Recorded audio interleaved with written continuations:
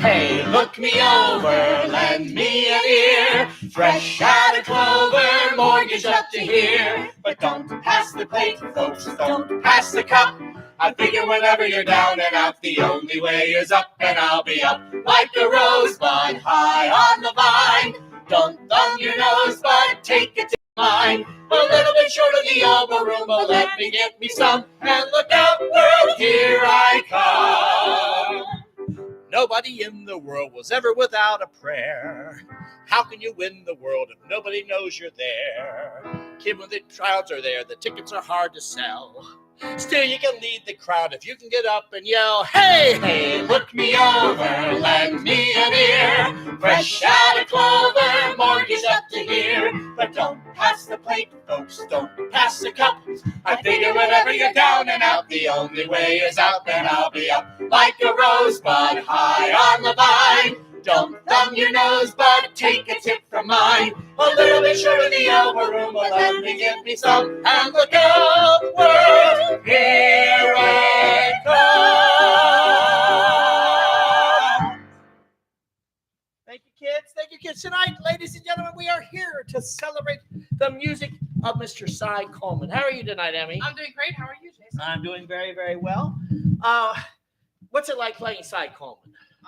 There's some fancy harmonies that sometimes make our actors wrong. Well, Cy was born in New York City in 1929, and he was a child prodigy at the piano. So as a young age, just like Marvin Hamlisch and Julie Stein, he was playing Mozart and other things at the piano. And then he discovered jazz. And he said jazz is more interesting to him than classical. But the classical training helped him become a jazz entertainer. And he became very well known in the jazz world. In fact, long before your time, and even my time, believe it or not, he used to play every night on a late night show called Playboy After Dark. And it took place in a Manhattan apartment. And all the names of the New York theater and Hollywood were there. And Hugh Hefner would be there in his jacket. And Cy would be at the piano songs. And Betty Comden and Adolph Green would drop in and sing their latest song.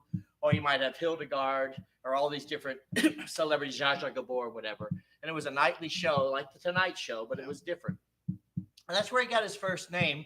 And through that era, he got known as a famous jazz pianist. And there's a bunch of recordings of him in the early 50s playing jazz versions of Broadway shows that were popular.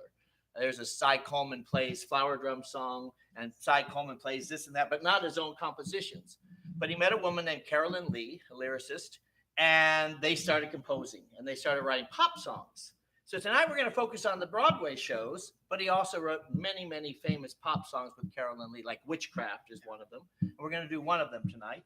But they had the opportunity to write a Broadway show. And here's the thing. Their first chance was to write for the show Gypsy. They had auditions for the composer, lyricist, and they applied, and they actually wrote a song called To Be a Performer, and they weren't accepted as the writers for Gypsy. And instead, it was an unknown named Julie Stein and an unknown named Stephen Sondheim that did it. But no, they did all right. But they saved that song, and they rewrote it, and they put it in a show called Little Me a few years later. But they weren't daunted, and they were looking for their first Broadway show. And Lucille Ball had just divorced Desi, and she was very wealthy, but she wanted to get out of LA, go to New York, take her kids, and recuperate. And she decided the best thing she could possibly do would be do a Broadway show 8 times a week. Like one does. She had no idea how hard that would be, but she had commissioned a show. A man named N. Richard Nash wrote the book. It was called Wildcat. And Cy Coleman wrote the music, and Carolyn Lee wrote the lyrics. It was the first show they had actually on Broadway. Very catchy score. And Hey, Look Me Over was the big song that came out of it. And the show ran well until Lucy couldn't want to do it anymore. And so the audiences started to dwindle when she stopped doing it. And it's sort of a forgotten place on Broadway. But they said, we want to do this again. So he and Carolyn were looking for the next project. And there was a book by a man named Patrick Dennis called Mame, Anti-Mame. And there was another book called Around the World of Anti-Mame. And he became very famous as a writer. And he wrote a spoof of all the celebrity autobiographies that were popular in the 50s. And it was called Little Me. and he had a photographer, a guy named Chris Alexander, who was one of the original guys on the town. He was a photographer. He had him stage like 200 photographs with full costumes and sets with his friends in all these costumes. And they presented this fake autobiography of this Hollywood star. And people bought it thinking it was a real book of a real person. And her name was Belle Poitrine. Poitrine means a voluptuous chest. And it was a best-selling book. And then Sid Caesar, having left his show, said, you know, Jackie Gleason did a Broadway show. Lucy did a Broadway show. Phil Silvers did a Broadway show. I want to do a Broadway show. So they took this book, which was mainly about this girl and the many loves of her life, and tooled it into a musical for Sid Caesar, where he would play the many loves of her life. Different guys, different accents, different people in her world. And that's how Little Me came to be. Virginia Martin would play the young girl who grows up to be a Hollywood star. And it was they considered it the funniest show in Broadway history at the time.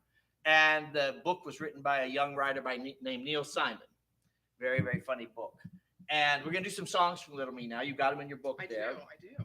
This first one, Belle, come on out here, Skylar. Belle doesn't realize how sexy she is. And men sometimes drop dead around her.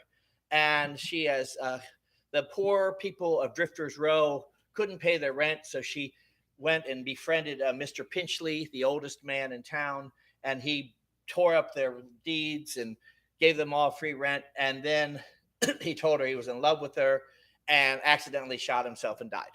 So she gets acquitted from that, and she gets an act in vaudeville. So this is the song that she sings about how dangerous her dimples are. Are you with me still? Because it's a lot of story. But this is Dimples from Little Me.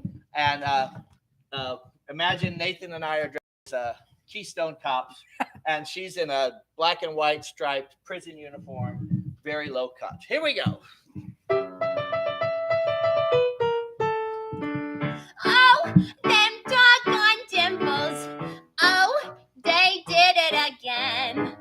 Tell me why a little indentation should cause a criminal investigation. Oh, them doggone dimples. If I ever go to the pen. Oh, they did it again. At 88, he seemed the fatherly kind. You wouldn't think that it would enter his mind, but sure enough, his shining armor corroded, and he expressed it as the gun exploded. Boom! Oh, them doggone dimples. Oh, I never know when. Oh, they'll do it again. Oh, they did it again.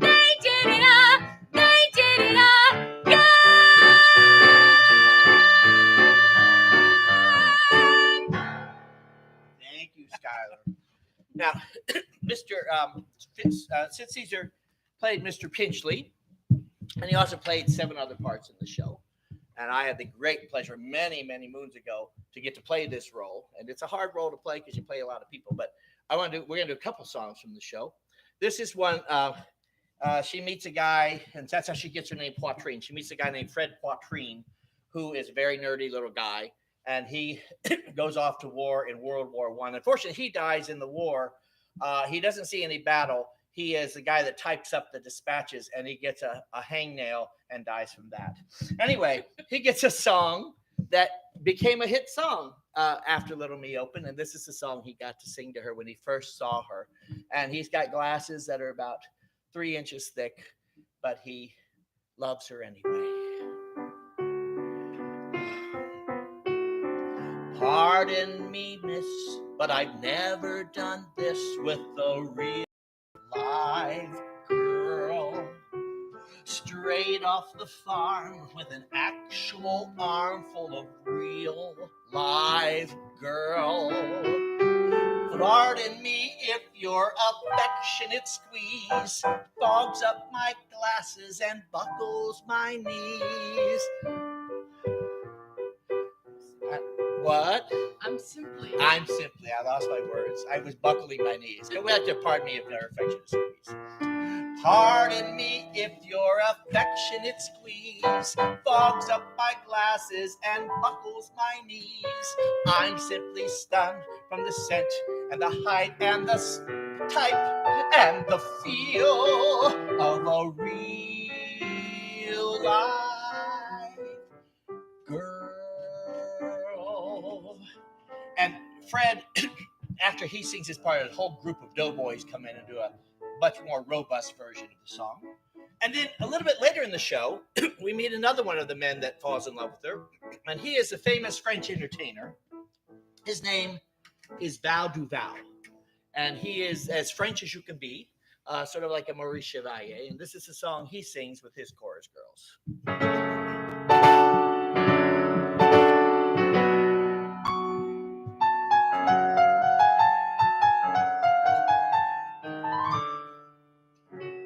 Poor Pierrot, I hear him yet, in pursuit of his Pierrette, with the same old urgent message to impart. What it was we never found out, for the point was always drowned out by the violent cannonading of his heart. Boom, boom. He'd say Pierrette and clear his throat, lest we forget, and here I quote, if the girl boom boom and the boy boom boom, and they get together and they both boom boom, say la grande boom boom, et la grande boom boom, there is one boom boom for me. Oh, a stray boom boom occasionally may prove a gay boom boom, I'll carry you away, but the prime boom boom, that sublime boom boom, is for two people who all the time boom boom. What I mean is, ma chérie, save the grand boom boom for me. Ah, but that was long ago. They are married now, you know. Every night Pierrot climbs wearily to bed, and Pierrette becomes the martyr, steps upon her vocal starter, and the violent cannonadings in his head. Boom, boom. She'll say Pierrot, he'll start to snore. The rest you know, not as before. If the girl boom boom and the boy boom boom, they don't get together, there is no boom boom, no la grande boom boom, no la grande boom boom, there is no boom boom for me. Oh, a stray boom boom occasionally may prove a gay boom boom and carry you away, but the dream boom boom, that supreme boom boom, is for two people who like a team boom boom. What I mean is, my chérie, save the grand boom boom for me. Boom boom. That's it. The boom boom song. Now, there is one man and only one other man in the show that Belle ever has any feelings for, and he is the rival throughout the whole show. And he was played by an actor by the name of Swen Swenson on Broadway. And he has a scene after hours in a nightclub where Val Duval is performing. And he does a striptease. Now, I asked Nathan about doing a striptease tonight. He said no, he can't do it on a Sunday for religious reasons. But well, for any reason. He is going to do the song for us. And this song also had a lot of airplay. Jack Jones and other people recorded it. And it's a little song called I've Got Your Number. And you really get to hear some of the jazz influence of Cy Coleman. And no stripping, but just imagine.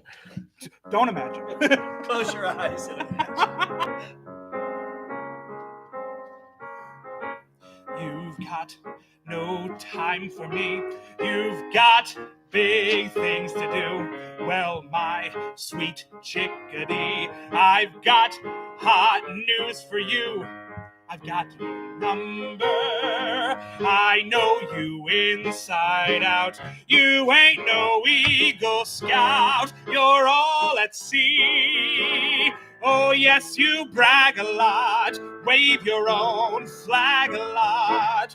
But you're unsure a lot. You're a lot like me. Oh, I've got your number, and what you're looking for, and what you're looking for just suits me fine. We'll break the rules a lot, we'll be damn fools a lot, but then why should we not? How could we not combine? I've got your number, I've got that glow you've got. I've got your number, and baby, you know you've got mine. Thank you, sir. Thank you. Now, the song that they wrote for Gypsy was called To Be a Performer. We're not going to do that tonight, but instead, we have an even better song. Virginia Martin was the actress cast to play Belle, and she had made her first splash on Broadway in a show called How to Succeed in Business Without Really Trying, playing the role of Hetty LaRue. And she had a voice that had a very wide range. She can sing in the mid voice, but also very beautiful soprano. And we have another lady who can do just that, Miss Francesca Guanciale J. And in Act 2, Belle has knocked off a few men accidentally, but she's doing well. And she's a star in Hollywood, not unlike a Marilyn Monroe type. But she's finding out that it's not so perfect. And this is a wonderful Carolyn Lee lyric explaining that not all that glitters is gold in Hollywood. And it's a really wonderful song. It's called Poor Little Hollywood Star. And here is Francesca to sing it for you.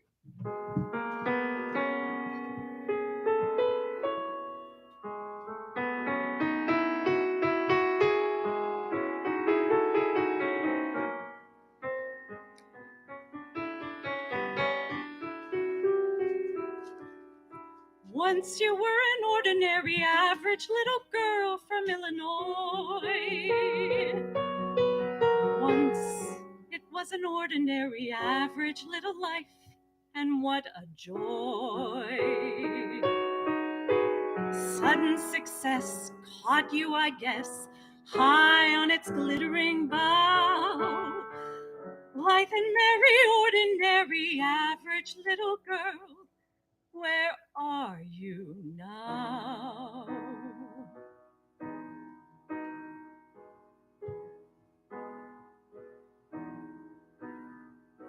Carefully dressed, carefully coached, diamond braceleted, emerald broached, just to be loved from afar. Poor little Hollywood star, one of the rare, one of the great, everyone's idol but nobody's mate. Poor little fairy tale queen, how do you fill the void under that celluloid sheen? Smile for your fans, live for your art. What if nobody gives that for your heart? This is the very last stop. Where can you go from the top? So never relax, never give in. Pull in those longings and stick out that chin. Loved and adored as you are, your melancholy would seem just a trifle bizarre. In this jolly wood, poor little shiny, secure little Hollywood star.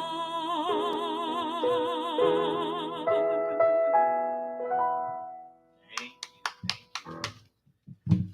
Virginia Martin, who created that song on Broadway and created the role of Belle, was here in the Bay Area in the early 1980s, starring as Miss Hannigan and Annie at the old Showboat Dinner Theater. You never got a chance to go to the Showboat. That was before your time.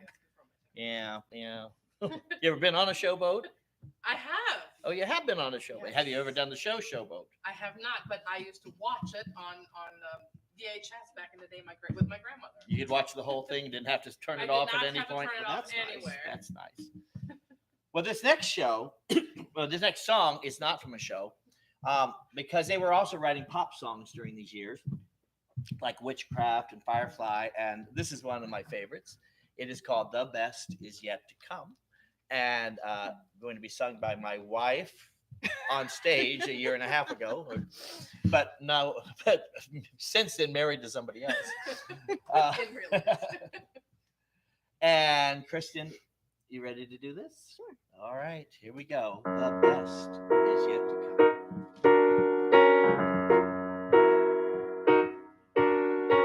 Out of the tree of life, I just picked me a plum. You came along and everything's starting to hum. Still, it's a real good bet. The best is yet to come. The best is yet to come, and babe, won't it be fine? You think you've seen the sun, but you ain't seen it shine.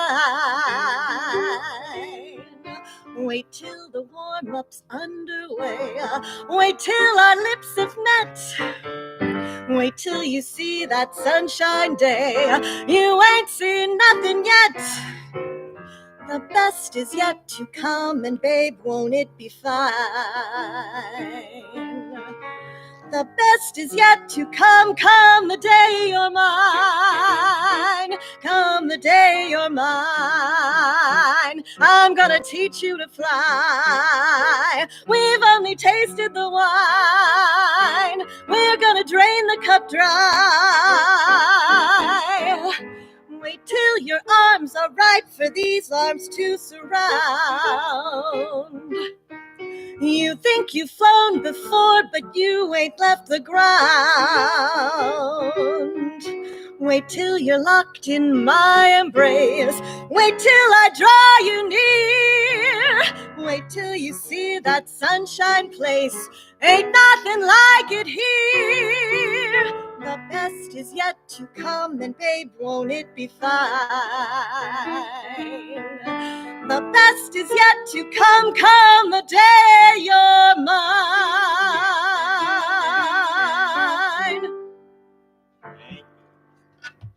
Kristen, I said you got married. What is your new name? Everybody here knows you as Kristen Rao. What is your new married name? Kristen Engel. Kristen Engel. So remember that. If you see Kristen Engel out on our marquee, you'll know who it is.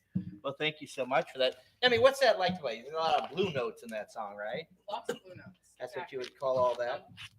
It's a very unfortunate arrangement for piano because it's not as exciting as when it's with the big band. You know? Right. It's very just boom chuck. But you do it so well. Well, you know. Your disappointment is our wow. So just remember that. So I should get that on a t-shirt. Oh my God. So the years have gone by. About several years have gone by, and Cy Coleman decides he no longer wants to work with Carolyn Lee. Carolyn Lee had what we now would probably call a bipolar personality. She had very high highs and very, very low lows, and she would get very, very angry at times. And so they had a parting of the ways. And she worked with a few other writers, but never had that big success that she had in that very fertile period with Cy Coleman. Cy Coleman wanted to keep writing shows, but he decided he wanted to find another female lyricist because he enjoyed working with a woman's point of view. And so he went back in time to find somebody who'd been writing since the 1920s, a lady named Dorothy Fields. And Dorothy Fields by this time was in her late 60s and considered by a lot of people to be out to pasture, so to speak. And Cy Coleman said, no, let's write some Broadway shows. So they started writing together. Dorothy Fields goes all the way back to like songs like Just Direct Your Feet to the Sunny Side of the Street and I Can't Give You Anything But Love, Baby, all those songs back in the 20s and 30s and 40s and 50s on Broadway.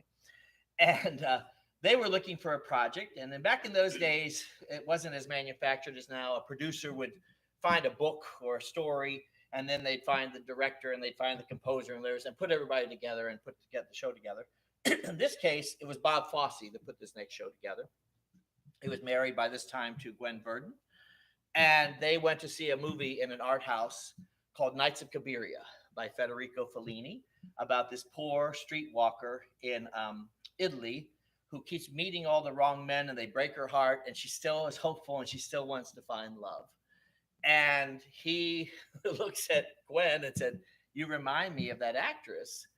And the actress had a very Chaplin-esque persona, and so did Gwen Verdon. Gwen Verdon's spirit animal was Charlie Chaplin. If people don't know that, she loved everything about him and added little Chaplin bits into a lot of her performances. And you worked with Gwen Verdon. I did actually. It was a couple of months before she passed. Actually, Yeah. We were doing a Broadway theater project. She came in and they were doing Over the Edge, and she danced wonderfully even in her, later ages. And all the kids would sit there with jaws dropped, just like, oh, it was fantastic. So they decide this is going to be the project for her. So they decide that Fosse is going to direct it and choreograph it and write it. And they decide to hire Cy Coleman and Dorothy Fields to write the music and lyrics. And they start writing this show. They realize they can't have her be a streetwalker on Broadway at that time, so they make her a dance hall hostess at a place called the Fandango Ballroom, like a Roseland kind of place. There's one line where they say some of the girls go into the extracurricular business, but that's about all they'll say. And eventually, Fosse was having trouble with the book. And the producer said, we have to bring somebody else in. So again, to Cy Coleman's life comes Neil Simon. And Neil Simon comes in to take over writing the book. And you can certainly tell it's a Neil Simon book if you've ever done Sweet Charity, because it's very funny, especially the elevator scene. And they fashioned the show. It is the first legitimate Broadway show to ever be at the Palace Theater in New York. The Palace was built as a vaudeville house, the world's largest vaudeville house. Then it became a movie theater. Then it became an adult movie theater. Then it became a concert venue. And then finally, in 1966, with the opening of Sweet Charity, it became a legitimate Broadway house, still is today. And this show took everybody by storm. I've done it about 6 times in my life with different groups and companies. And we're going to do some songs from it now. It's called Sweet Charity is the name of the show. And we don't have streetwalkers, but we have the next best thing. We have the dance hall girls. we have the dance hall girls from the Fandango Ballroom. And this is one of the more famous songs from the show. Imagine them in a little frilly dress, little sparkly dresses on a long dance bar, looking not too excited, but singing this song. Here we go.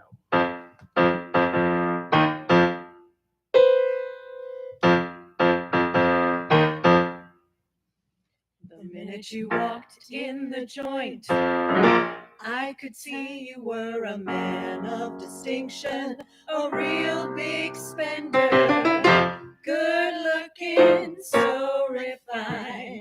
Say, wouldn't you like to know what's going on in my mind? So let me get right to the point. I don't pop my cork for every guy I see. Hey, big spender, spend a little time with me.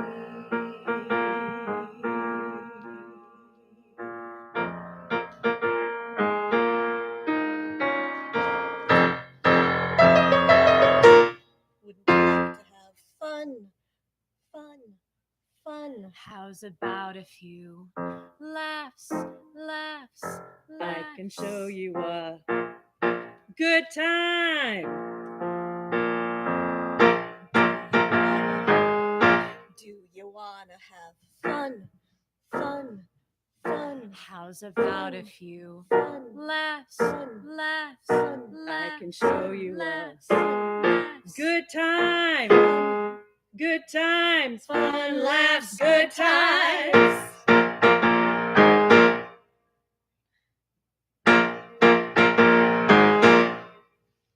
The minute you walked in the joint, I could see you were a man of distinction, a real big spender, good looking, so refined. So wouldn't you like to know what's going on in my mind? So let me get right to the point.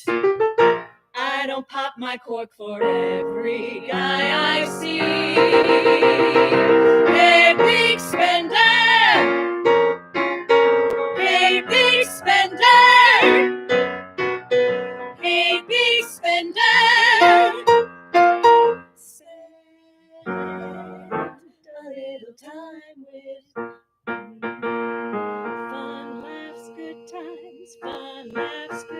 rhymes, fun, laughs, good times. How's about it, palsy?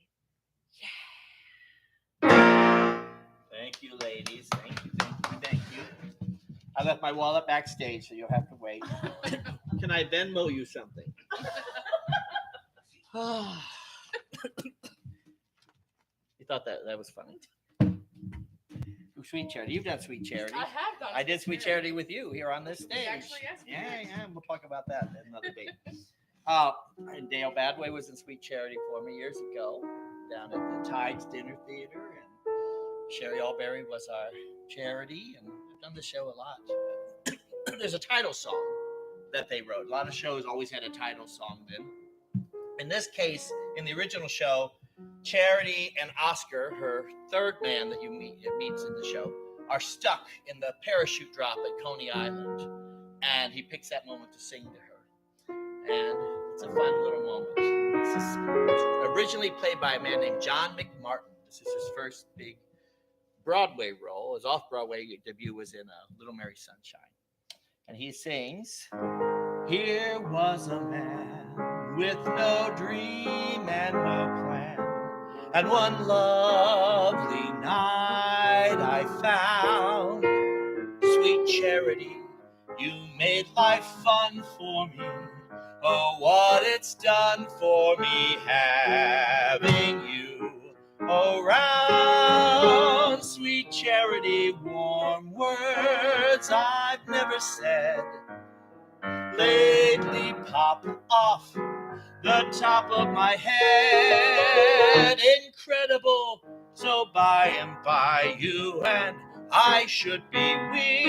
I could touch the sky quite easily, so if you agree, Sweet Charity, please belong to me. Sweet, sweet Charity, please belong to me.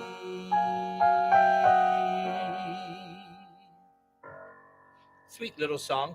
When they redid the show in the 1980s, they changed the meter of the song, and Michael Rupert sang it on Broadway, and they made it a little bit different. And even in the movie, when McMartin did it, they made it more of a hippie style song. So that song has sort of evolved over the years. That was the traditional setting because, we're traditionalists here to a very small degree. Now, in Act 2, Charity is torn because she's been lying to Oscar about who she is. And come on up. I'm talking so you can get ready. This is called the stall, and then you get ready. Oh. Anyway, she's been telling Oscar she works in a bank. She doesn't. She works as a dance hall hostess. And she has one of those moments of contemplation on the stage. And this was written very much for Gwen Verdon. Tonight we have the lovely Skylar J to do it. You saw her in her dimples earlier, and now she's going to put her dimples away and be a serious actress here in this song. And it's a song called Where Am I Going, with lyrics by Dorothy Fields and music by Cy Coleman.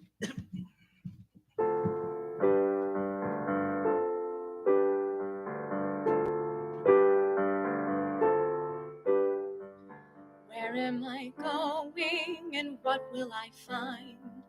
What's in this grab bag that I call my mind?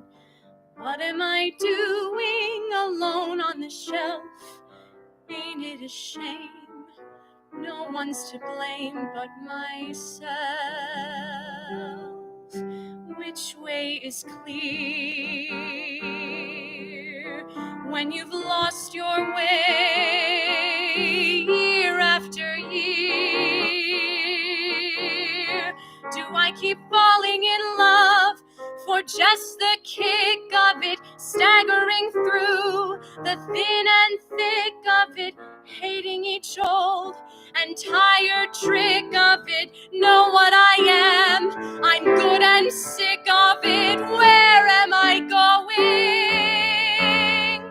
Why do I care? Run to the Bronx or Washington Square. No matter where I run, I meet myself there. Looking inside me, what do I see? Anger and hope and doubt. What am I all about? Where am I going? You tell me. Looking inside me, what do I see? Anger and hope and doubt. What am I all about? Where am I going? You tell me.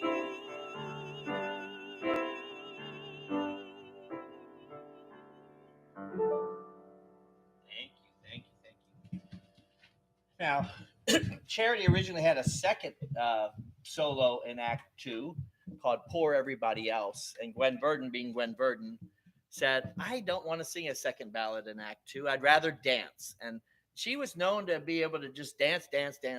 She did a 15-minute dance in Redhead where the chorus boys would spin off the stage and throw up in buckets and wheeze and cough. And she was still going on the stage alone, and they'd come in for the next part. And they said she never tired. So they took the song out of Sweet Charity and put it in the trunk like they often did, and they replaced it with a song called I'm a Brass Band, where she sings a little bit, but then she dances for like 10 minutes. But that was the kind of performer Gwen Verdon was. She liked to share the stage. She was not greedy about it. In Act 2, toward the end, she's going to marry Oscar, and Herman, the man that runs the Fandango Ballroom, sings a song at a party, an engagement party that they have. And since we only have one other male here, Nathan will be playing Herman, and the girls will be playing the girls. And I'll play the piano. You play the piano. You'll play the piano. And a number called "I Love to Cry at Weddings," and it's one of those songs that glories in how high the male voice can go. And let's see what happens tonight. I just sing the backup, so That's fine. so Herman has yelled at the girls all night long, and he's always yelling at them. But in this song, he's a little more friendly. And in the movie version of this, Stubby K sang this song. And it's just a fun little showstopper. And who better to do it than Nathan? So here we go. Let's do it. It's tough for a loudmouth mug like me, who all the time bellows like a bull, That's true. to make with the words about the missus to be, when what you think is an empty heart is full. Tomorrow when you say I do, I'll die. I'm almost too ashamed to tell you why. I love to cry at weddings. How I love to cry at weddings. I walk into a chapel and get happily hysterical. The ushers and attendants, the family dependents, I see them and I start to sniff. Have you an extra handkerchief? And all through the service, while the bride and groom look nervous, tears of joy are dripping down my face. I love to cry at weddings. Any kind of wedding, anytime, anywhere, any place. I always weep at weddings. I'm a soggy creep at weddings. Oh, what's as sweet and sloppy as oh, promise me and all that The jazz. man you rest your head with, the man you share your bed with, is married to you, so you know he won't jump up and dress and go. I could marry Herman and be permanently sorry. we would make a really lousy pair. But gee, I want a wedding, any kind of wedding, anytime, Any place, anywhere. And all through the service, while the bride and groom look nervous, tears of joy are streaming down my face. I love to cry at weddings. Anybody's wedding, anytime, anywhere, any place. I love to cry at weddings. How I love to cry at weddings. I walk into a chapel and get happily hysterical. The ushers and attendants, the family dependents, I see them and I start to sniff. Hey, let me see your handkerchief. And all through the service, while the bride and groom look nervous. I drink champagne and sing sweet Adeline.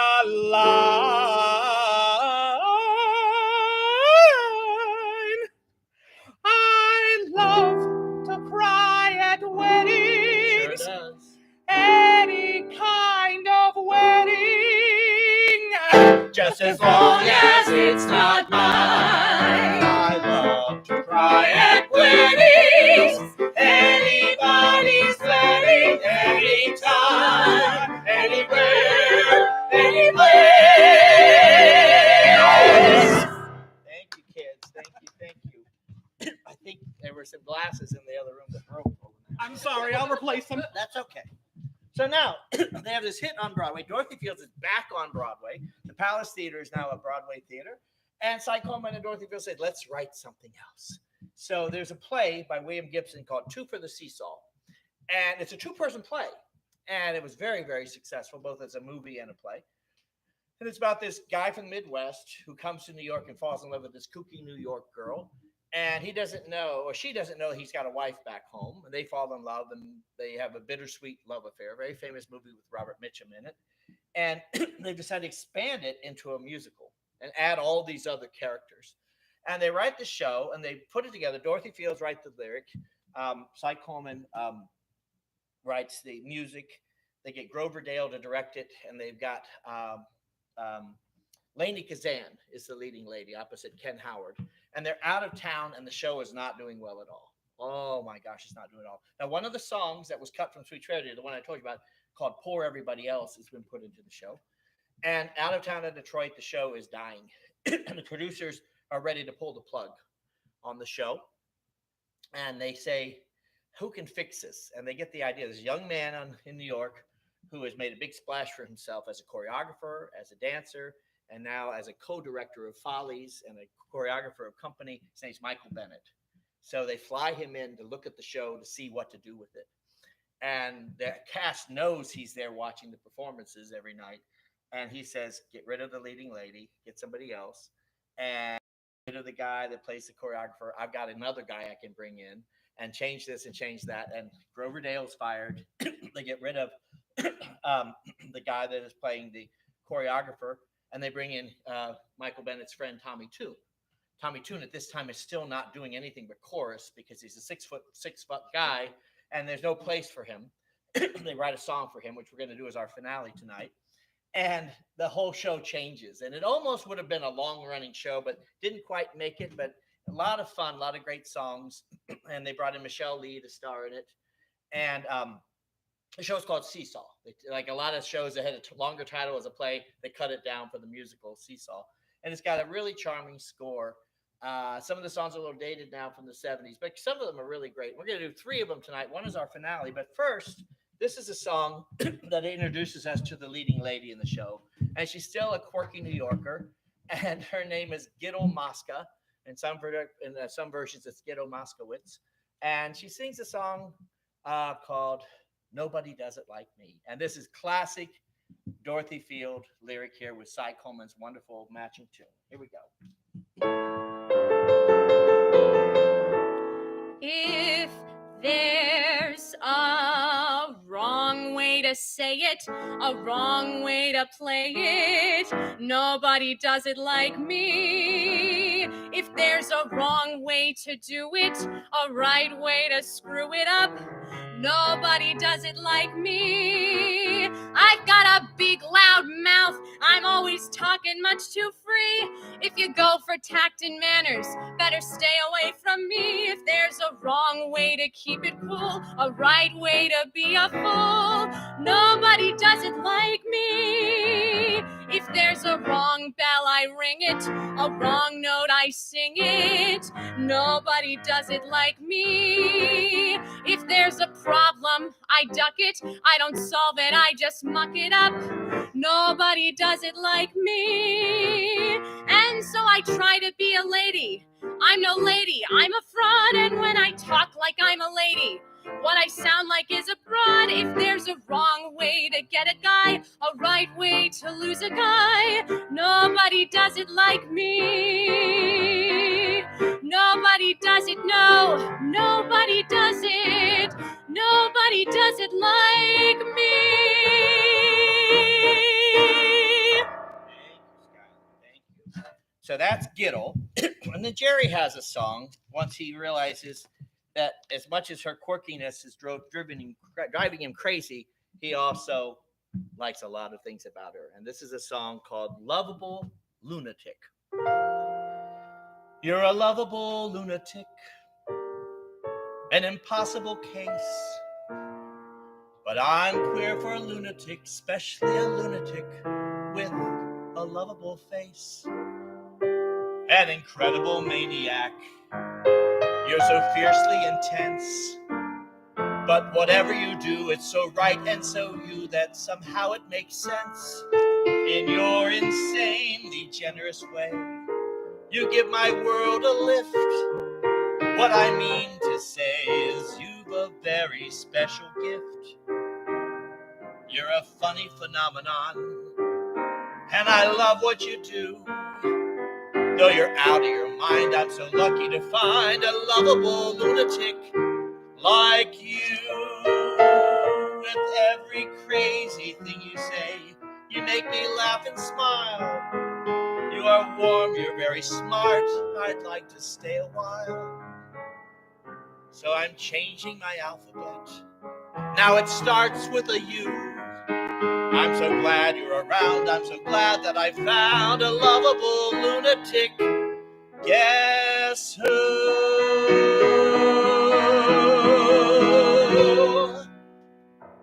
Is that a good song? That's a nice little song. There's a book out about Dorothy Field. There's several, but one of them is called Loveable Lunatic, the lyrics of Dorothy Field, because it's very her style. Unfortunately, she would pass away after Seesaw, and no more collaboration with her. And now Cy switches and he goes through a series of collaborators with his Broadway shows. He gets with a guy named Michael Stewart. Michael Stewart had written the book for Bye Bye Birdie, wrote the book for Hello Dolly, wrote the book for all these shows, but had never done lyrics. And Cy says, "Why? Let's try writing the lyrics as well as the book. You can do this." And so Michael Stewart then wears a new hat as a librettist and a lyricist for a show called I Love My Wife. Now, this was an original show. There's not too many like this. It's about two couples in Trenton, New Jersey, who decide their love life isn't exciting enough, so they think they want to have a little foursome, so to speak. It never happens. The whole part of the play is that they try to do it and they can't. Meanwhile, in order to have a supporting cast, they had a band on stage, and the band would change costumes a little bit and sing all the commentary. So the band was also like the Greek chorus of the play. Really cute show. Believe it or not, even though the subject matter seems taboo to some, but it was the 70s. And the original cast featured James Naughton and I'm trying to think of Eileen Graff and from Into the Woods. What's her name? Again, I'm drawing a blank. Joanna Gleason. And just a great small cast, great band. And then they did an all-black cast after that. And then when that read its course, they brought in the Smothers Brothers to play the two guys. So they had a nice little run. Really funny, really clever songs. And a lot of the songs were spoofs of songs that were popular at the era. And this song, Come On Girls, was a song that the two wives sang. And it's sort of imagine the two ladies in the play breaking out of the story for a minute to sing a song as though they were Loretta Lynn and Tammy Wynette. About maybe they should have tried more dating before they settled down with their husband. It's a song called Someone Wonderful I Missed. And today we have Kristen and Francesca.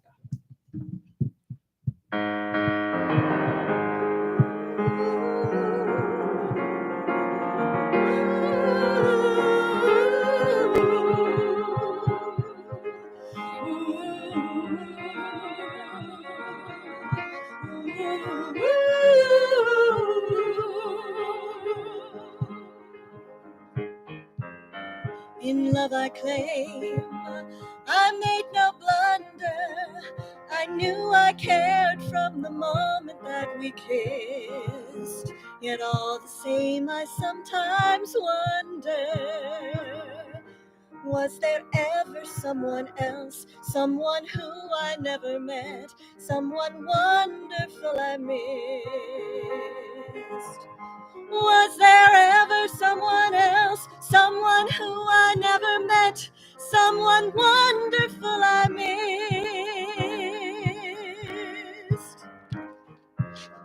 With every year, my heart grows fonder. One look at him and the others don't exist. But oh my dear, I still do ponder if there ever might have been someone who I never met, someone wonderful I missed. If there ever might have been someone who I never met, someone wonderful I missed. The choice I made I wouldn't trade for all the Sonys in Japan. To even touch another man has no allure. I'm almost sure. I can't deny his spell I'm under. He says my name and I never can resist. But why, oh why do I still wonder? Was there ever someone else, someone who I never met, someone wonderful I missed? Was there ever someone else, someone who I never met, someone wonderful I missed?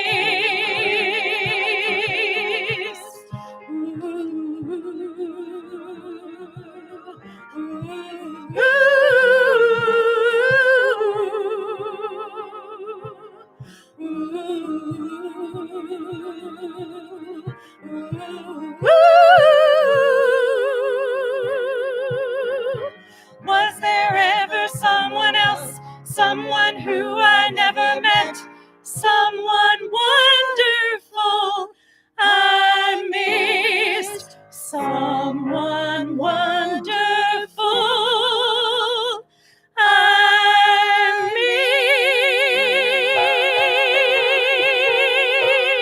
missed. Thank you, ladies. Thank you. My favorite line, Stuart Wright says, "The choice I made, I would not trade for all the Sonys in Japan. To even touch another man has no allure. I'm almost sure," which is very telling in this show. Was that fun to play? It was fun. All right. Well, come on out here. Speaking of fun, this was the 70s. And so, why are you making a noise about the 70s? I mean, I wasn't there. You weren't even there. You weren't even wasn't even thought a about. glimmer in my My father's eye at that point. Unless you were there, don't even act like you know. No. Oh boy. Oh boy. So this is a song about drug use from the show, but it's a very funny song because it's saying that it's too much of it, and how in the old days you could find happiness other ways. It's one of my favorite Michael Stewart lyrics, and you could tell if you listen to the whole cast album of "I Love My Wife" how much fun Cy Coleman and Michael Stewart had writing this little play, and it just ran and ran. My very first trip to New York, it was running right outside. You can look out my hotel room window, and it was playing at a theater right outside. I didn't get to see it then, unfortunately. And I wound up directing it 3 times here in the Tampa Bay area, but I love the show. So here we go. We're going to sing it together. We have to enunciate. Here we go. For some it's grass, for some it's coke, for some it's powder, for some it's smokes. Everybody today is turning on. For some it's dust, for some it's booze, for some it's uppers to chase the blues. Everybody today is turning on. Time was when if a fella felt depressed, he simply got it off his chest by calling on a preacher, talking to his teacher, coughing up a half a buck to see a double feature. But now it's pills, and now it's pot, and now it's poppers, and who knows what. Sniff, swig, puff, and your cares are gone. Everybody today is turning on. the simple life it must have been when smoke was Lucky's and high was gin. One pink lady and how it turned them on. When junk was trash and speed was swift, for glue was pasted instead of sniffed. Coke and aspirin and wow, it's turning on. Those days, whenever felt or feeling low, they knew that they could get a blow and chase away the vapors, laughing at the capers. Mutt and Jeff were cutting them the Sunday funny papers, but now it's pot and down it goes around your windpipe and up your nose. Sniff, sweet puff, and your cares are gone. Everybody today is turning on. Wah, wah, wah, wah, wah, wah, wah, wah, wah, wah, wah, wah. Hey, remember when High was up and kicks were tame, and amyl nitrate was some guy's name. holding hands and mooching was turning on. Horse was ride and roach was bugs, and French connections were foreign drugs. Jiving to Eddie Duchin was turning on.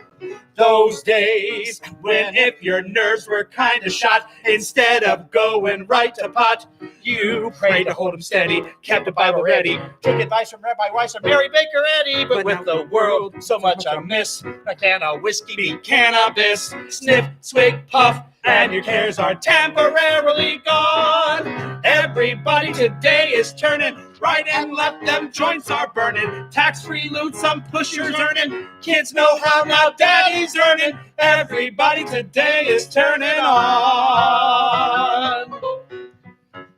Hey, remember when hash was fried And tea was brewed when someone pushing was merely rude. And once a week you cut the grass, and too much acid just gave you gas. Sniff, swig, puff, and your cares are temporarily gone. Everybody today is puffing into fudge. Look what they're stuffing. Hold it, Ma, don't touch that muffin. God knows what your grandma's stuffing. Everybody today is turning on. Thank you. Woo! I'm glad we don't pay you by the word. I wish you did. Come back, we gotta sing again. Too. We gotta sing. To be to change themes almost. So the plot of the show is about the two couples trying to have something together. It doesn't work. And instead, the two guys sing one of the prettiest songs ever written for musical theater. And it's called I Love My Wife.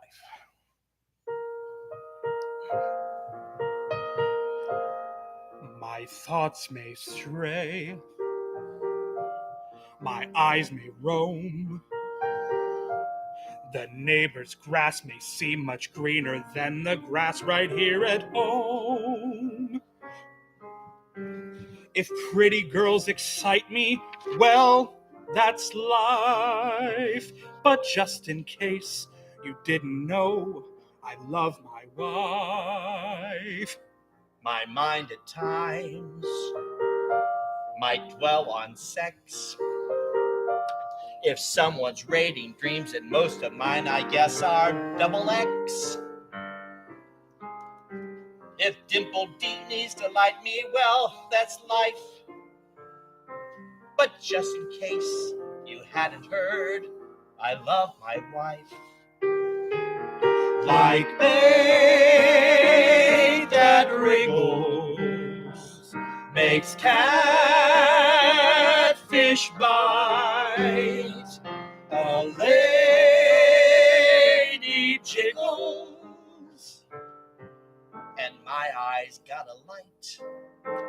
upon so sweet a sight. And if I shake, break out in spots, don't fret, it's not swine fever, dear. Your swine has merely got the hots. If rosy lips invite me, well, that's life. But just in case you couldn't guess, or hadn't heard, or didn't know, I love my wife. I love my wife. I love my wife. This bee ain't lazy. His work he does. If some sweet daisy Should brush against my fuzz, Well, naturally I buzz, but don't be cross or scold or cry. He likes to stop and window shop, but Papa's never gonna buy. If ladies dynamite me, well, that's life. Well, that's life. But just in case you couldn't guess or hadn't heard or didn't know, I love my wife. I love my wife. I love my wife.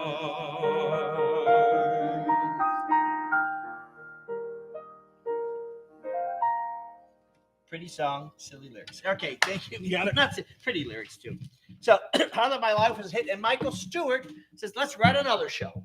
So now they're on a roll, and they decide to write a musical about the life of P.T. Barnum, the greatest show on earth. And they decide to make the show a concept show where it is a circus on the stage, and all the performers can juggle or do the tightrope or the unicycle and stuff, and it's a lot of fun. Now, P.T. Barnum, in his life, never said there is a sucker born every minute. That is a myth. Actually, there was a hoax called the Cardiff Giant, where a farmer built a giant, had a giant concrete man built, buried it on his farm for 20 years, and then had people accidentally expose it and say there were giants that used to live on Earth. And at the trial, one of the prosecutors said, of course, somebody like P.T. Barnum may think there's a sucker born every minute, but the public does not. But somehow, that being in the paper got connected to Barnum, and even to these days, everybody thinks that Barnum said that. So why not have his first song be "There's a Sucker Born Every Minute"? So here we go, from Barnum, Cy Coleman, Michael Stewart. "There's a Sucker Born Every Minute." Hit it, Emmy. Barnum's a name, P.T. Barnum. And whether you think my humbug is a curse or a blessing, you're still going to buy it. Why? Because every 60 seconds in this world, an amazing phenomenon happens. There is a sucker born every minute. Each time that second hand sweeps to the top like dandelions, up they pop, their ears so big, their eyes so wide, and though I feed them bona fide baloney with no truth in it, oh, you can bet I'll find some rube to buy my corn, 'cause there's a sure-ish sucker born a minute, and I'm referring to the minute you was born, Will Toro.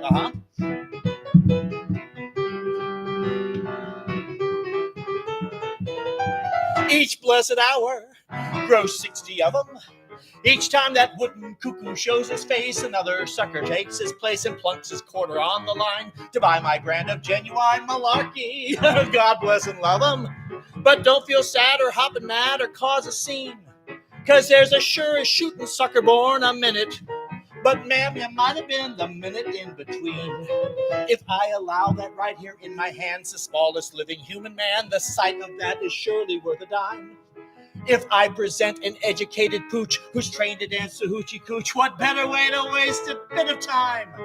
If I import at monumental cost a lady fair whose head was lost while crossing railroad tracks to pick some zinnias, who eats farina through a hose and wears pink tights instead of clothes, if that ain't worth a buck, my name ain't Phineas. You say that's humbug, well, who cares?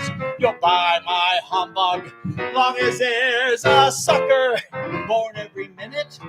Each time that second hand sweeps to the top like dandelions, up they pop, their ears so big, their eyes so wide, and though my tail is bona fide baloney, just let me spin it. There ain't no man that can't resist me, wait and see, 'cause there's a sure shooting sucker born a minute. And friends, the biggest one, excluding none, is me. Jim Dale did this on Broadway. Michael Crawford opened the show in London. Big hit in both these. The wife in the show was played by Glenn Close in her first big Broadway musical. And there was a young man that played a supporting part who was from Largo, Florida, from Largo High. Terrence Mann was in the show as well. Now, Barnum did a lot of things. One of the first things is we took over a museum that had stuffed animals and all these things. He decided to turn it around and make it a hit, and they called it Barnum's American Museum. There's all kinds of things in it, and he had all kinds of acts, a lot of phony things. He had a thing called the Fiji Mermaid, which everybody wanted to see. And the Fiji mermaid was actually half of a monkey and half of a fish sewn together. But people were happy to pay their $1 to come in and see that. The place was so busy that they couldn't get the people to leave. So Barnum told his guys to put up a big, giant, colorful sign that says, "To the egress." And the people would flock out the door, and the door would slam shut, and then they would realize egress meant exit. Did you know egress meant exit? No, I didn't. Now you know. See, don't go into the egress unless you want to. But this museum was something else. Michael Stewart and Cy Coleman decided to write a song about the Barnum Museum, and it's called the Museum Song, about some of the things you could have seen in the museum. We'll go slow at the beginning because it gets faster. Here's the things you could see in my museum. Quite a lot of Roman terracotta, living lava from the flanks of Etna, statuary, ride a dromedary, see the temple tumble and the Red Sea part. McNamara's band, the fattest lady in the land, to pick a prehistoric hand, a strand of Pocahontas hair. Crowans who are going to be showing you some rowing through a model of the rapids of the Delaware. Armadillos, clever caterpillars, reproductions of a cyclops retina, crystal blowing, automatic sewing, Venus on the show, and other works of art. Educated fleas of tribe aborigines, the ladies joined across the knees, the Mona Lisa made of ice, cotton toss. Oh, I messed up. Let's go from educated fleas. Educated fleas of tribe aborigines, two ladies joined across the knees, the Mona Lisa made of ice, Hottentots who've gotten in forgotten spots of cotton gin and night, lot and sodom, better see that twice. One iguana, snakes, and other fauna. Got no bearded lady, but we're getting a. When you duck out, take another buck out, or run around the block and see, run around the block and see, run around the block and see a new show start. Oh, but that's the slow version. Can we do this, Emmy? Are your fingers up to it? Is my mouth up to it? I don't know. Here we go. Here we go. Quite a lot of Roman terracotta, living lava from the flanks of Etna, statuary, ride a dromedary, see the temple tumble and the Red Sea part. McNamara's band, that lady of the land, pick a prehistoric hand strand, work out his hair. Crowans who are going to be showing you some rowing through the model of the rapids of the Delaware. Armadillos, clever caterpillars, reproductions of a cyclops retina, crystal blowing, automatic sewing, Venus on the show, and other works of art. Educated fleas, trevor aborigines, ladies, George Constantine, one at least made of ice. Hottentots, you're going so fast. Educated, okay, a little slower. Wow. Do you know, Francesca, do you know CPR? Oh, my God. All right. Thank you, Michael Stewart. Thank you. All right, find a medium from there. All right. Here we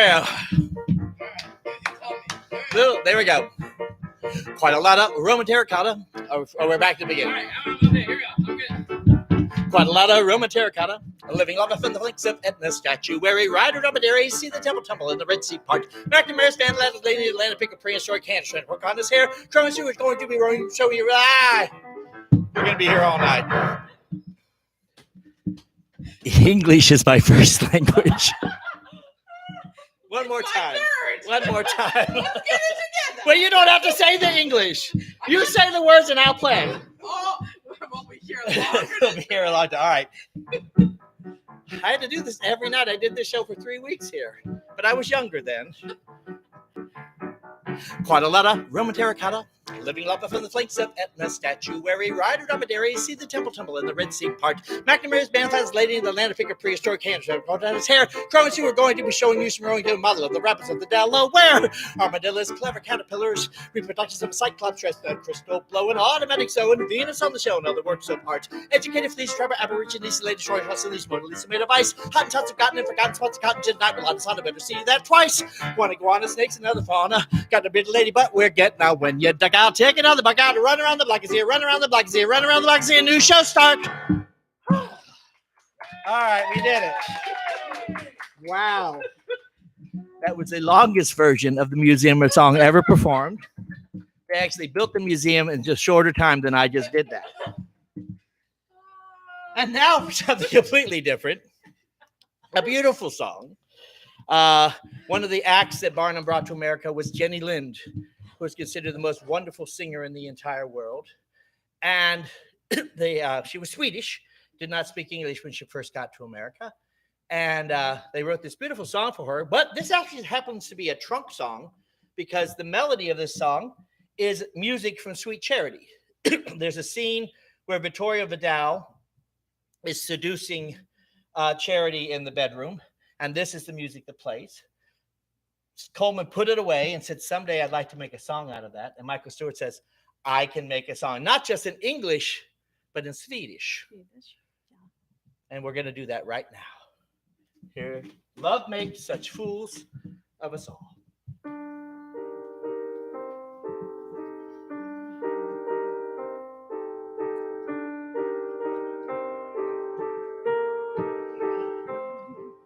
Bortom och krans, utom alltid, kärleken lär och lockar, kärleken vind bränner som eld, spranger den högsta mjöd.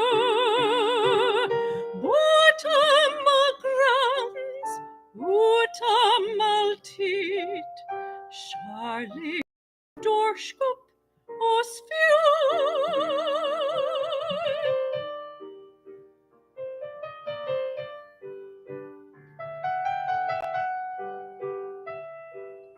Love knows no rules, love has no time.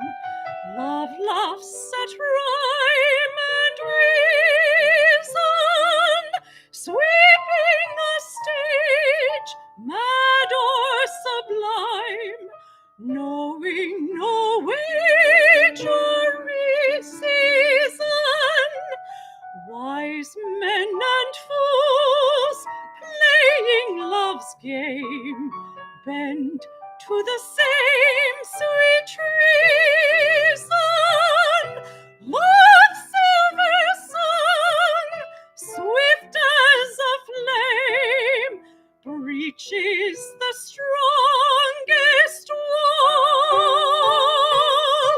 Love has no rules, love has no time. Love makes such fools of us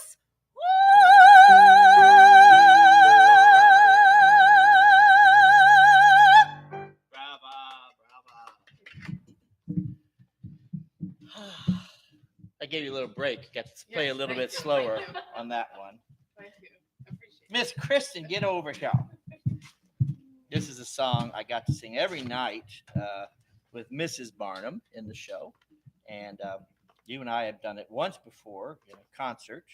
Was it here? I think it was here. We didn't. Oh, somewhere in St. Pete. I don't know, some street corner perhaps. Key West Grill? Oh, we did it at the club. We did it at the place. Yeah. Okay. At Beaks Beeks. on Central Before Avenue. it was Key West Grill. Right.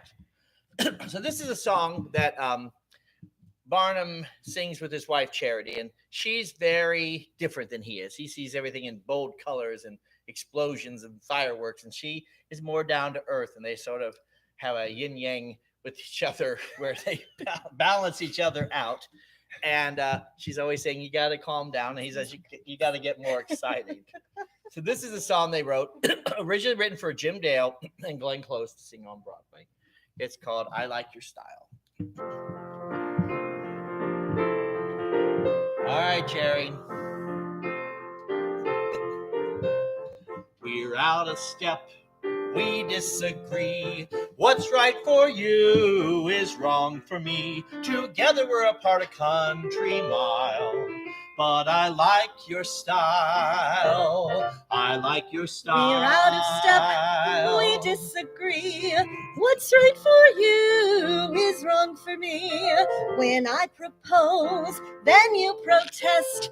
What's my delight? You just detest. Too sweet a fight to ever reconcile. Too sweet a fight to ever 'Cause reconcile.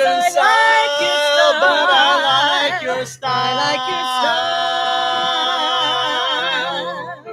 No shouts or quarrels, no blues or tears. One simple fuss to discuss and discuss for the next 100 years.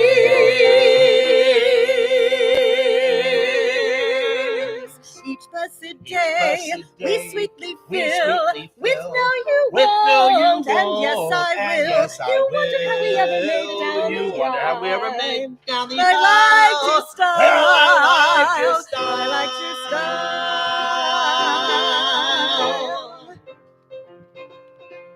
And we dance.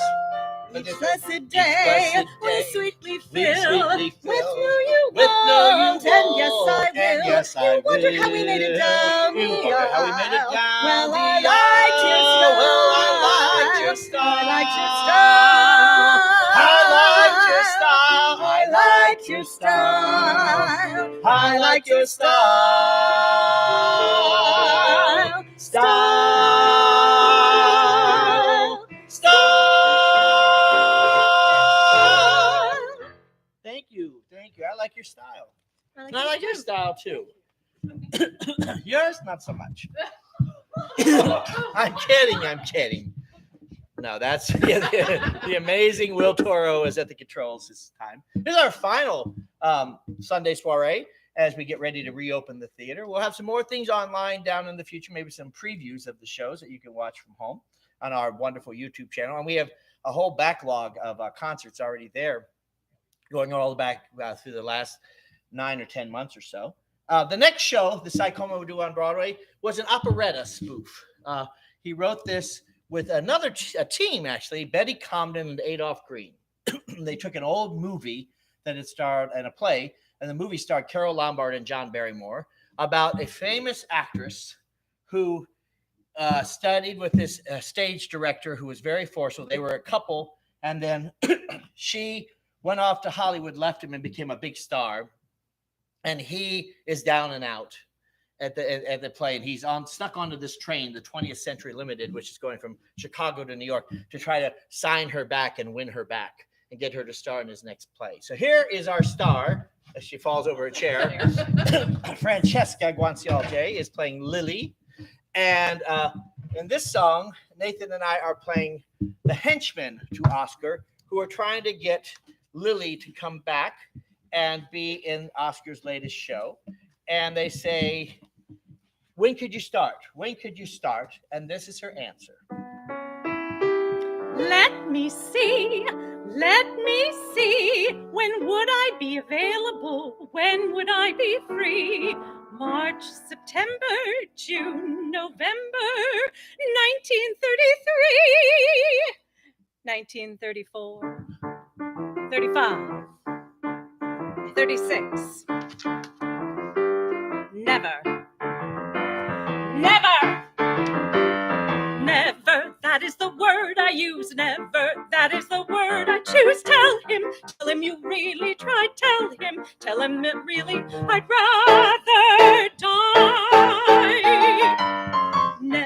Never is much too quick. Never. He makes me much too sick. Let him save in those hateful hide. Let him know he's so hateful.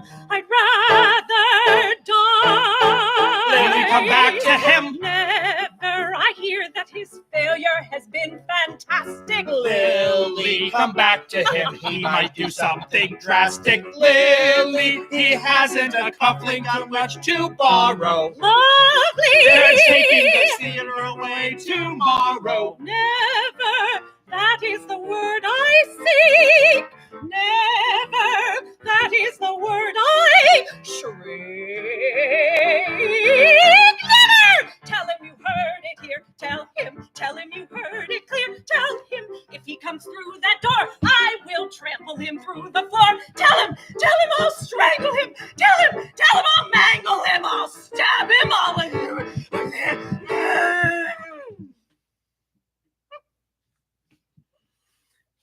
Go back with him. Here's my reply.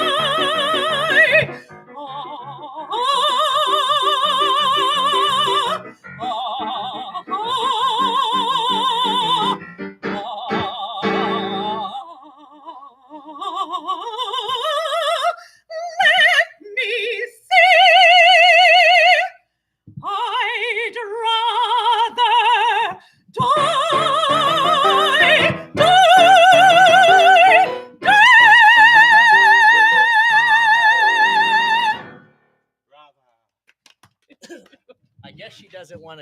to him.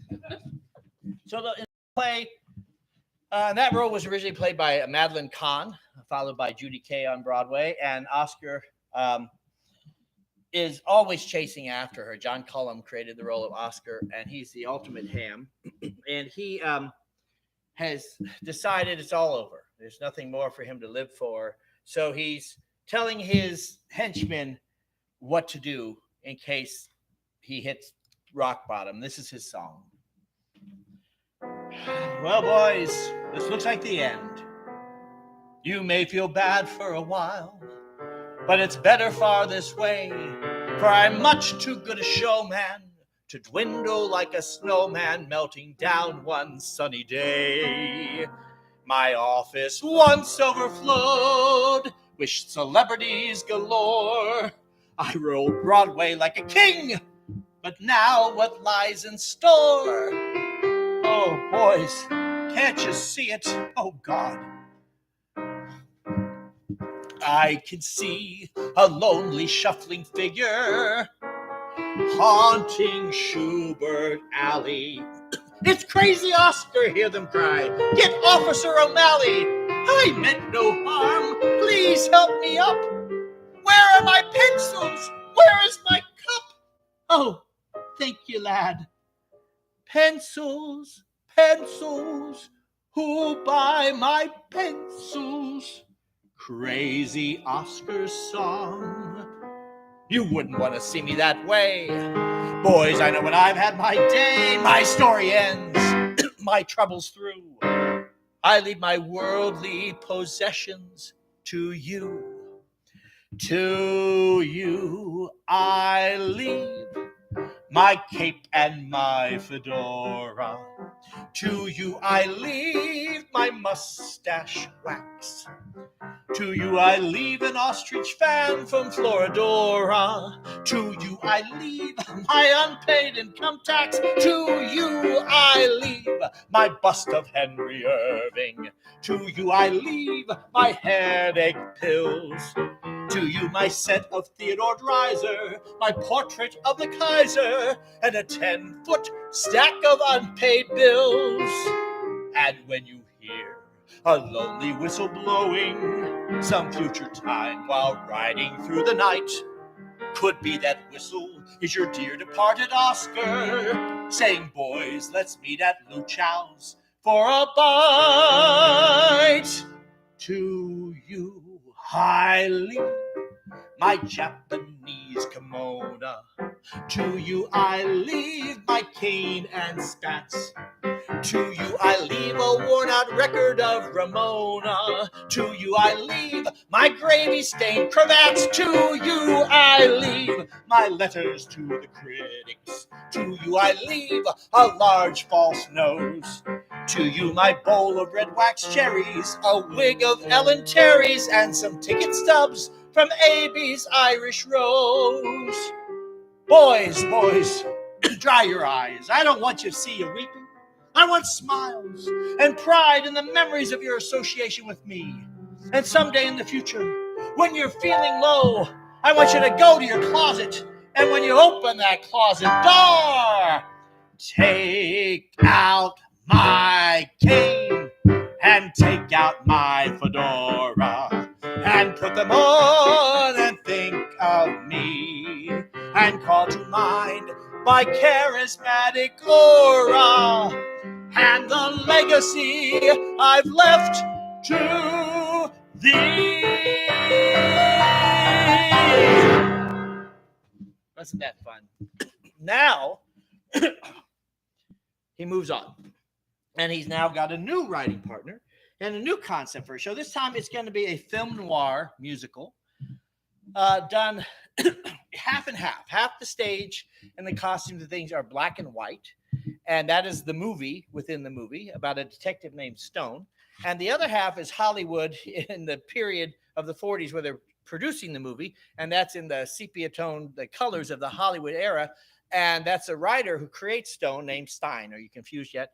The name of the show is City of Angels, and they use all the 4-part harmonies and all the tight sounds of the 1940s, and it's really an amazing show. I got very lucky to see the original cast do that. And there's some wonderful songs. And this is a song called You Can Always Count on Me. The lyricist now is David Zippel, who is a very clever writer, wrote a lot of things for Disney as well, still writing for Broadway and for London. And it just really, seeing this show on Broadway when it opened, it was so fresh and new. And it was so nice to hear a new lyrical voice on Broadway as well. And by Coleman in that jazz genre that he does so well. So this is You Can Always Count on Me.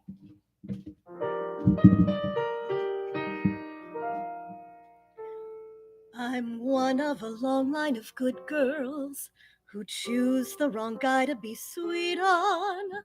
The girl with the face that says welcome, that men can wipe their feet on. I'm there when he calls me the trusted girl Friday, all right. But what good does it do me alone on a Saturday night?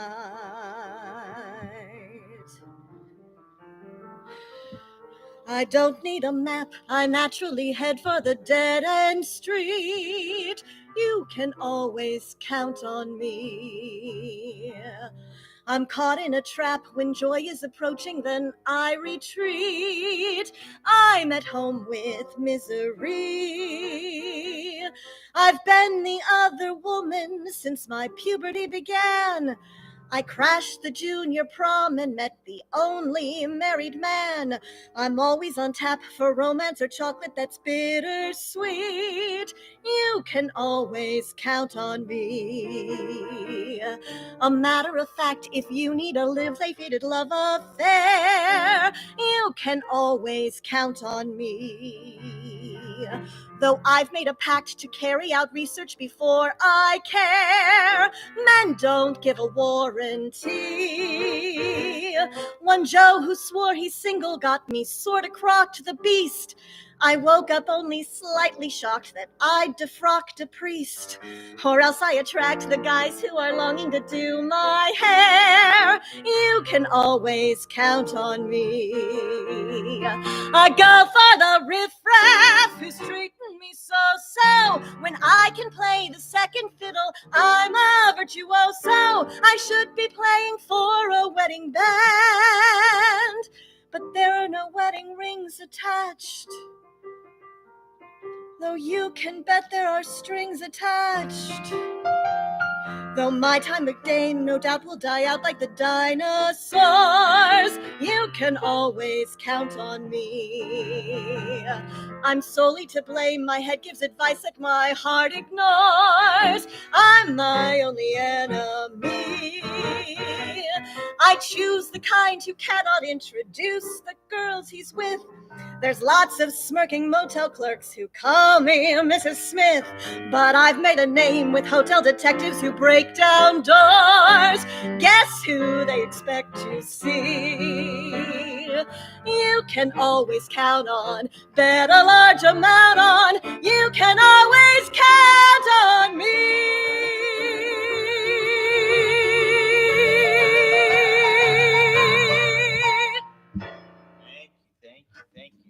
Now, every mystery has suspects in a death. And in this case, is a girl named Mallory who's hiding. And Stone finds her hiding in a bed, his bed. She's not wearing a stitch of clothing, but for tonight, we're going to keep her clothed. And she has a wonderful song, very 40s song called Lost and Found. And Skylar's going to do it for you right now.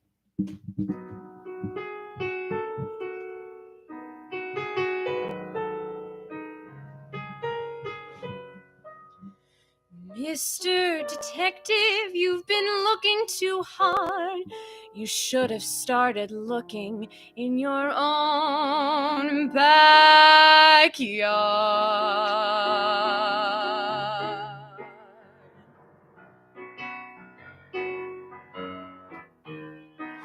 Lost and found. Lost and found. You've earned your salary searching for Mallory. Wanna play lost and found? Well, then here I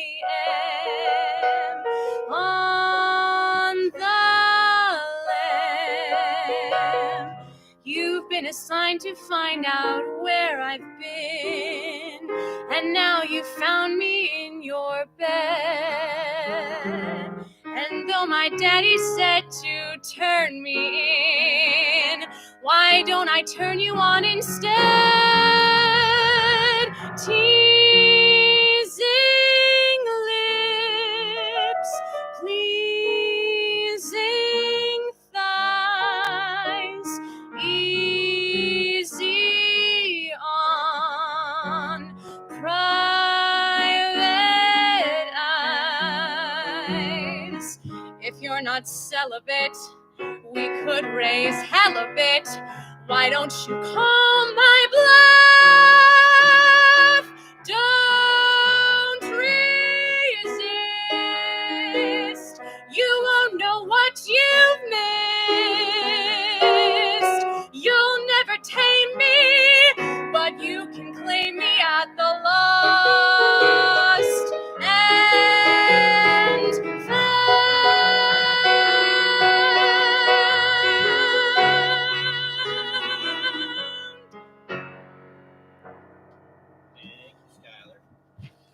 Now, I said there are two detectives, and there's two stories going on in the play at the same time.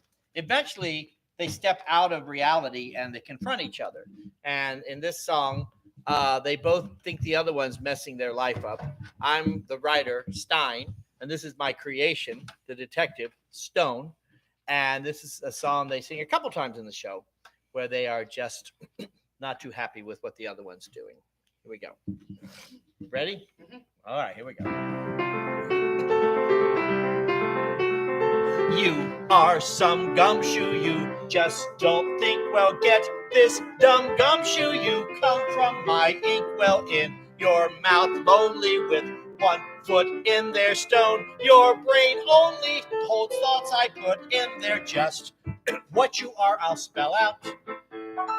You are a novel pain, 1 speck of lint that fell out the last time that I picked my brain. You are so jealous of my track record, Tolstoy. Do tell us your feeble hack record. Your weak knees brand you soft and unstable. 1 small threat and you fold like a card table. You drool at my adventures. Your broads in bed are bored. Go home and soak your dentures. Your pen is no match for my sword. You're nothing without me. No one who'd go undefined. You wouldn't exist. You'd never be missed. I tell you, you're out of my mind. A show off, a blowhard. You're equal parts hot air and gold. And no one would doubt me. Without me, you're nothing at all. You're in my plot, I'm still your creator. I call each shot, I'm your private dictator. You are so thick, you eat, breathe, sleep fiction. I'm your meal ticket, knee deep in cheap fiction. You gloating ignoramus, you haven't any shame. Hey, I'm a famous Seamus, and most people don't know your name.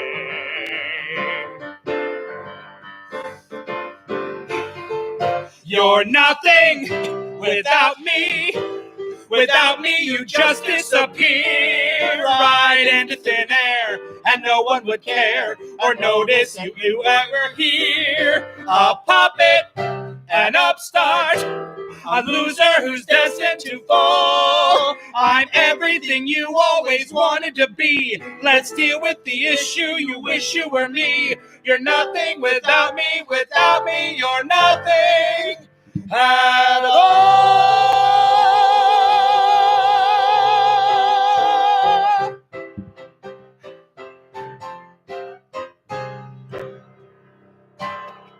Oh, good. All right, thank you, sir. Thank Our final show we're going to look tonight is a couple songs from a show called The Will Rogers Follies. Cy Coleman, again, paired with Betty Comden and Adolph Green to create a Ziegfeld Follies that never happened, telling the whole life story of Will Rogers. And we got a couple songs from it. The 3 songs we're going to do. Francesca, come on out now. This is a beautiful song that Betty Rogers sings before she meets Will, and it's called My Unknown Someone.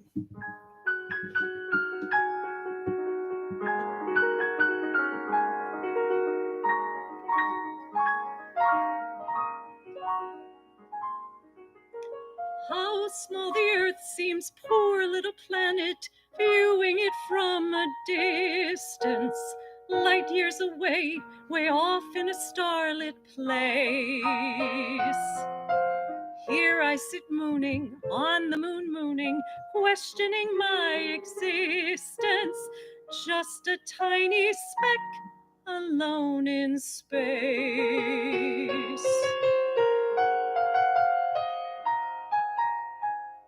I'm drifting, I'm floating, a leaf on the wind, and nameless seedling sailing on the air.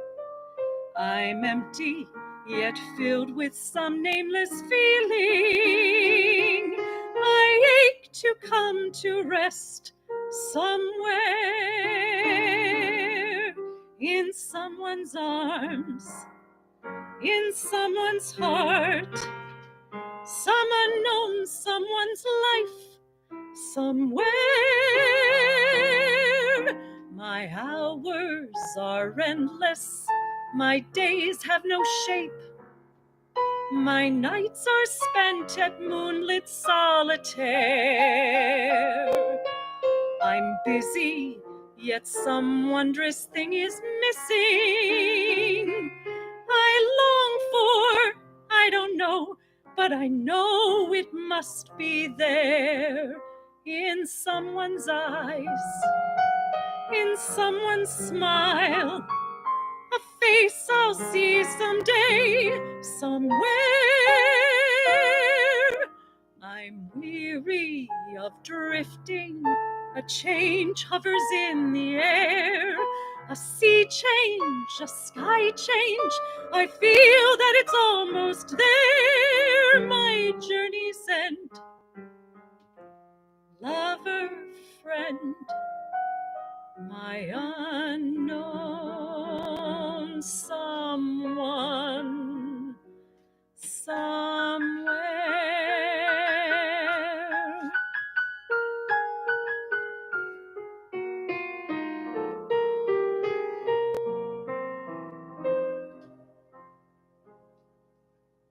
I'm weary of drifting, a change hovers in the air, a sea change, a sky change, I feel that it's almost there, my journey's end. Lover, friend, my unknown someone, somewhere.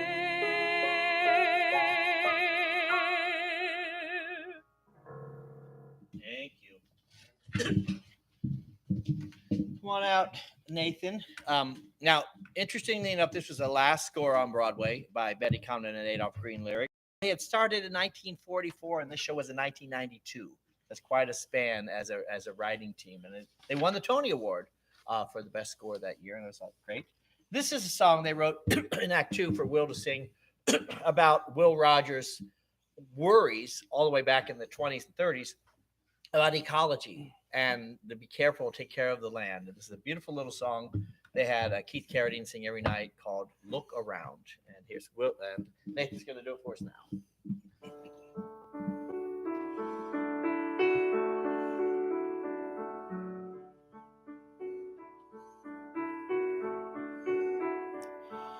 Look around, the world's a lovely sight. Lovely sky and sea, well, it used to be. Look around, the world is shining bright. Watch the green grass grow. Well, that one know. Where's the spring that loved the rain? Where's the grove down Lover's Lane? Look around, they vanish overnight. Where's the lovely world I used to see? Ooh,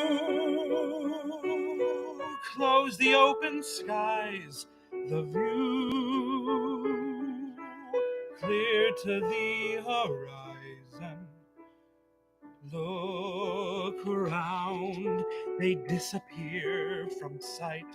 And when I recall what used to be, I'm weeping like a weeping willow tree. Just look around, you'll see a memory.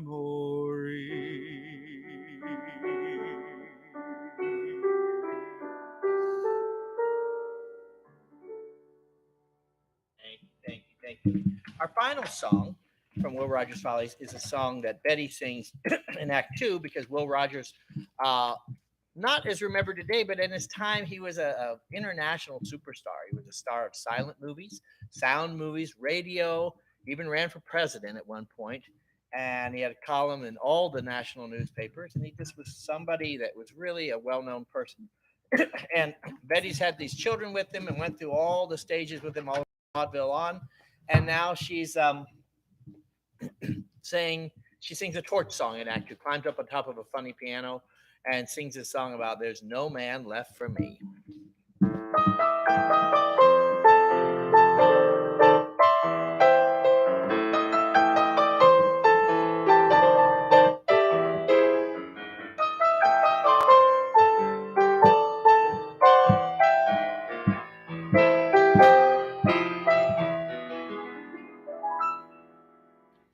Alone again in blue, he's left me alone again. What's new? All I do is sit and stare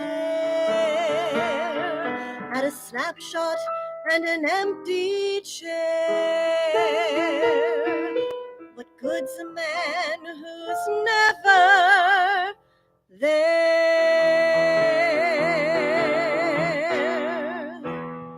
He's a traveling man, he's a flying man, after dinner speaker, speech a flying man. He's a one-man show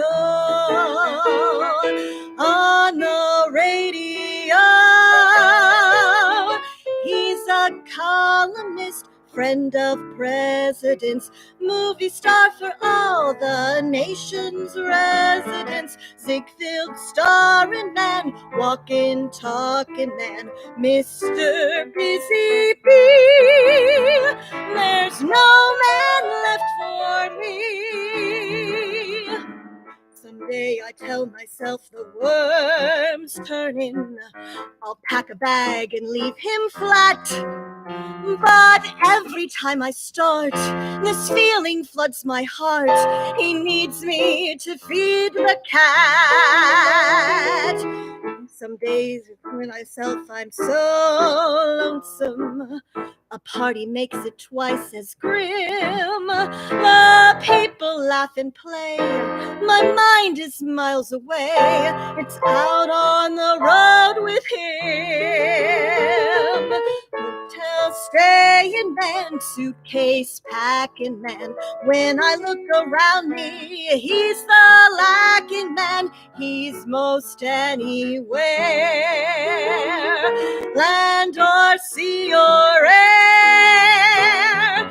As an absentee, he's a winner man, out to lunch and won't be home for dinner man. Loop the looping man, fly the cooping man, it's so plain to see.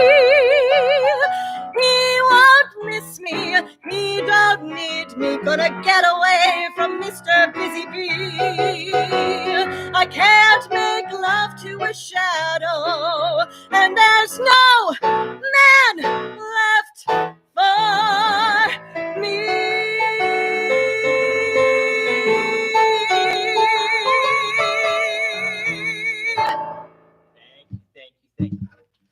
to wrap it up tonight. We have one more little ditty to do for you, and this is a song from Seesaw. Cy Coleman passed away in 2004. He wrote other Broadway shows as well, several that only ran a few days or a few weeks, but one that had a nice life to it was called The Life, and did have a bit of a healthy run.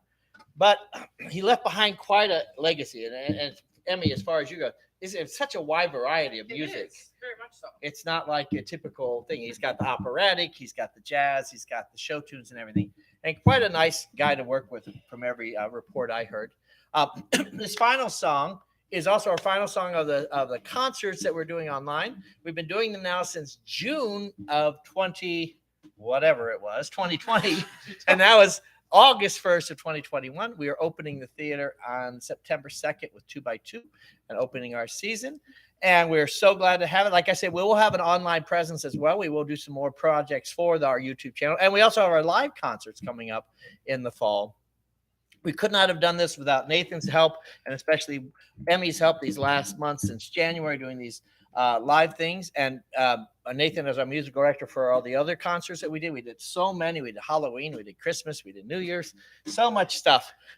And we could not do it with all the wonderful volunteer singers and wonderful people here that populate our theater and came in when nobody else was performing anywhere else, and did these to help rally the troops and also get a chance to perform. Skylar grew up here in this theater, and I'm getting old here in this theater, so it's what happens. It's a circle of life. But it's a circle. All right, Ross, Elton John. We got to pay for that. Okay. So this is a song that was added and expanded to Seesaw once Tommy Toon got the part of the choreographer, and they have this show-stopping number in Act 2. It's going to be our finale tonight, though. So a big grand entrance. Yeah.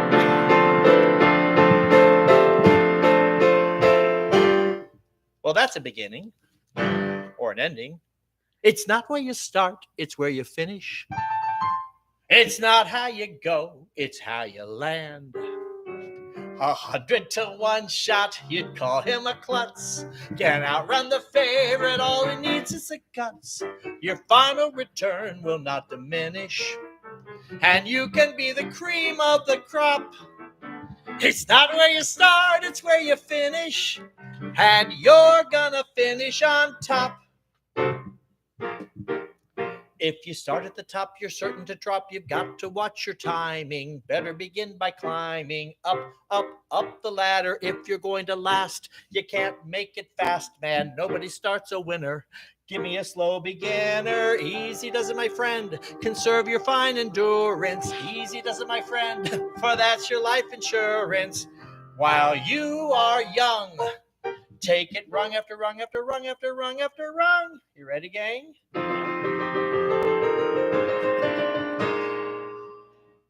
It's not where you start, it's where you finish. It's not how you go, it's how you land. 100 to 1 shot, you call him a klutz. Can't outrun the favorite, all he needs is the guts.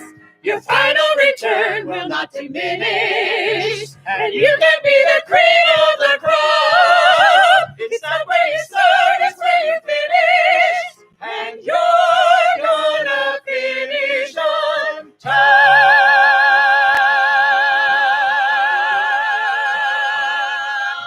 Thanks to Will, Toro, Andy, and everybody that helped us do these. We see you soon at the theater. Thanks so much. Bye.